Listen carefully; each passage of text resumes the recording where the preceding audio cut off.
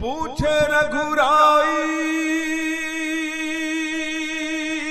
बोला बोला ये जटायु के दुर्गतिया कैलसना।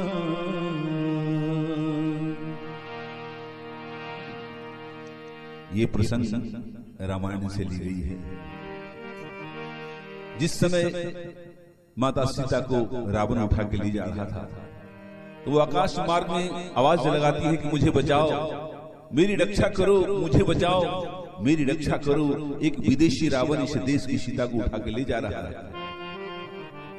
ये करुण पुकार न जाने कितने के कानों तक गई होगी, किंतु गिद्धराज जटायु जिनके हृदय में देशभक्ति की भावना और एक नारी के सम्मान की भावना पैदा होती है, दौड़ पड़ते हैं युद्ध करने के लिए।